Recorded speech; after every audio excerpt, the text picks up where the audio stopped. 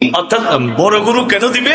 যে গরুটা বড়, যে পশুটা বড় হবে তার কসমও বেশি হবে। তোমরা স্বাচ্ছন্দ্য মনে খুশি মনে কোরবানি দাও, কিন্তু কষ্ট নিয়ে বেজার করে অথবা কাউকে চাপ সৃষ্টি করে কোরবানি দিও না। যার যার সাধ্য অনুযায়ী কোরবানি দাও। কেন?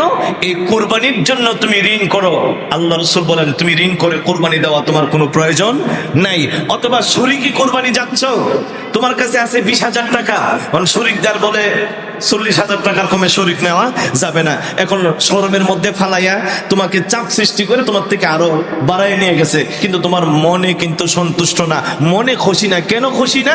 তোমার তো সামর্থ্য কম, তোমার আছে 20,000 টাকার সামর্থ্য, এখন শরীকদারের কারণে তোমার এখন 30,000 40,000 যাচ্ছে, তোমার মনে কষ্ট। রাসূল বলেন এইরকম কষ্ট নিয়েও কোরবানি দেওয়া যাবে। যার যতটুকু তৌফিক আছে সেই অনুযায়ী দাও। কে বলছে তোমাকে মোটা গরু, কে বলছে তোমাকে মোটা মহিষ, কে বলছে 5 লাখ 6 লাখ টাকা দিয়ে তোমাকে কোরবানি দিতে? তুমি যদি না পারো একটা বকরি দাও, একটা খাসি দাও, তাহলে তোমার কোরবানি আদায় হয়ে যাবে। সুবহানাল্লাহ বলুন না। তোমাকে চাপ সৃষ্টি করে আর তুমি ঋণ করে হাওলাত করে কোরবানি দিবে, এটা আল্লাহ রাসূল পছন্দ করেন না। এই জন্য কোরবানি দেওয়ার সময় যার যার ইচ্ছা অনুযায়ী, যার যার সামর্থ্য অনুযায়ী কোরবানি দিতে হবে। সামর্থ্য থাকলে যদি কেউ কোরবানি না দেয়, সামর্থ্য আছে অথচ সে কি করে না, কোরবানি দেয় না, রাসূল বলছেন সে যেন আমার ঈদগার মাঠেই না আসে। যখন নাউযুবিল্লাহ, এই লোকটার ব্যাপারে রাসূল সাল্লাল্লাহু আলাইহি ওয়াসাল্লাম সতর্ক করে দিয়েছেন যে না, যদি কেউ কোরবানি দেওয়ার সামর্থ্য আছে সে কি দেয় না, কোরবানি দেয় না, সে যেন আমার ঈদগাহের মাঠে না আসে। আর যাদের সামর্থ্য আছে, রাসূল বলছেন তোমার সামর্থ্য অনুযায়ী জিনিসটা ছোট্ট হোক, সুন্দর দাও, পছন্দনীয় দাও। সুন্দর ছাড়া, পছন্দনীয় জিনিস ছাড়া আল্লাহর দরবারে কি হয় না, কবুল হয় না। এই জন্য আল্লাহ তাআলা কোরআনুল কারীমে বলছেন তুমি কোনো একটা জিনিস যদি আল্লাহর দরবারে কবুল করাইতে চাও, একটা বিষয় যদি তুমি কবুল করাইতে চাও, তোমার দান সাদকা অর্থাৎ আল্লাহর কাছে দেওয়া কোনো জিনিস যদি তুমি কোরবানি বা যে কোনো ইবাদত যদি তুমি কবুল করাইতে চাও, তাহলে আল্লাহ তাআলা একটা থিওরি দিয়েছেন, এই পদ্ধতিতে যাও। আল্লাহ তাআলা কোরআনে বলেন لن تنالوا البر حتى تنفقوا مما تحبون। আল্লাহ তাআলা বলেন لن تنالوا البر, নেক পাবে না, সওয়াব পাবে না, হাত্তা তুনফিকু মিম্মা তুহিব্বুন, আল্লাহর রাস্তায় যে জিনিসটা তুমি দিবা, আল্লাহর রাস্তায় যে জিনিসটা তুমি ব্যয় করবা, দান করবা, কুরবানি দিবা, জিনিসটা পছন্দনীয় না হলে, ভালো না হলে আল্লাহর কাছে তোমার কোনো পুণ্য থাকবে না। আল্লাহ বলেন আমাকে কোনো জিনিস দিতে গেলে যেই জিনিসটা সুন্দর, যেই জিনিসটা উত্তম, এই জিনিসটা তুমি আল্লাহর রাস্তায় দান করো।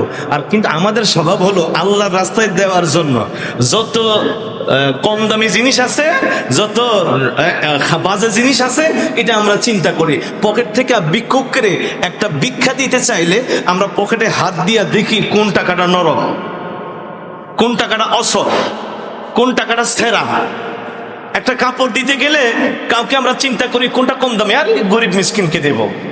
রাসূল বলেন সাবধান, কোনো কিছু যদি তুমি আল্লাহর জন্য দান করতে চাও, আল্লাহর রাস্তায় দিতে চাও, তাহলে এই দেওয়াটা হয়তো হবে তোমার পছন্দ। তুমি যে জিনিসটা পছন্দ করবে, যে জিনিসটা প্রিয় মনে করবে, ওই জিনিসটা তুমি আল্লাহর রাস্তায় দান করবে। আর যেটা তোমার পছন্দনীয় নয় তো হবে। তাইলে আল্লাহ তাআলা বলেন যে জিনিসটা তোমার পছন্দ না, এই জিনিসটা আল্লাহর রাস্তায় দান করলো আল্লাহর কাছে এটা পৌঁছবে না। এই জন্য আমাদের টার্গেট থাকতে হবে, যেটা ভালো, আমি পছন্দ করি, আমি ভালো মনে করি, এটা আল্লাহর রাস্তায় আমি দান করব। যেই টাকাটা আমার কাছে সুন্দর লাগে এই টাকাটা ভিক্ষুককে দিব। যেই জামাটা আমার কাছে ভালো লাগে ওই জামাটা আরেকজনকে দিব। যেটা আমার কাছে ভালো লাগে না ওইটা আমি আরেকজনকে দিব না। যেই খাবারটা আমি খাই না, আমাদের স্বভাব বরং মারাত্মক, যে খাবারটা আমরা খাই না এটা রাইখা দেই, ফকির মিসকিন আইলে এটা দিয়ে দিব। আল্লাহ রসুল বলেন, আল্লাহ তাআলা বলেন, সাবধান, এটা করিও না। তুমি যেটা পছন্দ করিও না, এটা আরেকজনের জন্য তুমি পছন্দ করিও না। যদি তুমি এটার থেকে নেক চাও, সওয়াব চাও, যেটা তোমার পছন্দনীয়, যে জিনিসটা তোমার প্রিয়, ওই জিনিসটা আল্লাহর কাছে তুমি দান করো। আল্লাহ রাস্তায় দিলে আল্লাহ পাক তোমার এটা কবুল করে নেবেন। হযরত ইব্রাহিম ও খলিলুল্লাহর কুরবানি কেন কবুল হলো?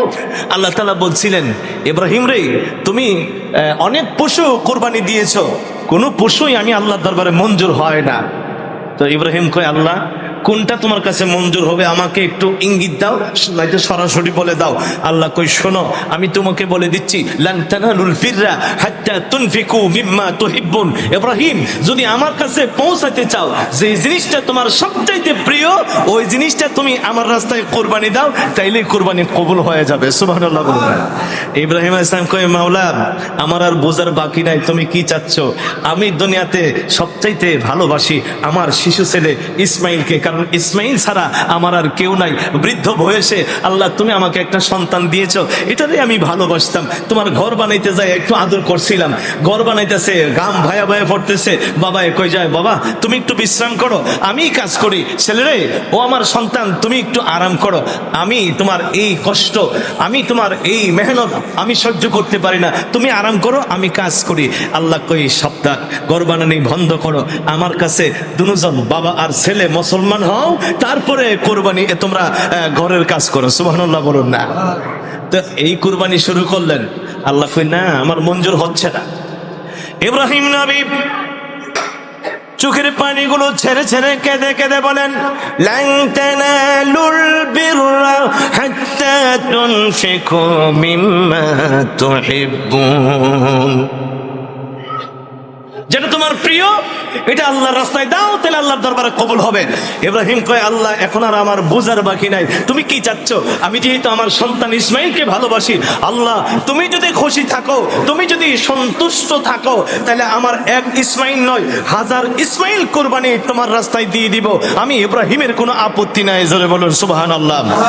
আজকের এই দিনের নিদর্শন, আজকের এই দিনের সবচেয়ে বড় কার্যবলী হচ্ছে ইসমাইল, ইব্রাহিম, বিবি হাজেরার সব কার্যবলী, এটাই হজ আর এটাই হচ্ছে কোরবানি। ইব্রাহিম আলাইহিস সালাম যেমন তার সন্তানকে কোরবানি দিয়েছেন, বিবি হাজেরা তার ছেলেকে কোরবানি দিয়েছে। সুবহানাল্লাহ বলুন না। হাজেরার কাছে শয়তান গেল, শয়তান যায় যখন ধোঁকা দিতে চাইলো, হাজেরা বলেন, আমার একটা কেনা আরো 1000 যদি থাকতো, আমি আল্লাহর রাস্তায় কোরবানি দিতাম, আমার কোনো আপত্তি ছিল। বাবা পুত্রকে ছাড়লো, মা তার সন্তানকে ত্যাগ করলো, আর ইসমাইল নিজের জীবনটা আল্লাহর রাস্তায় দিয়ে দিল। সুবহানাল্লাহ বলুন না। এটাই হচ্ছে কোরবানি, এটার নাম কোরবানি। আল্লাহ তাবারক ওয়া তাআলা সহিহ নিয়তে আমাদের সবাইকে কোরবানি করার, কোরবানি দেওয়ার যেন তৌফিক দান করে। আমরা সবাই বলে আমিন, আর এটা মহব্বতে বলে আমিন।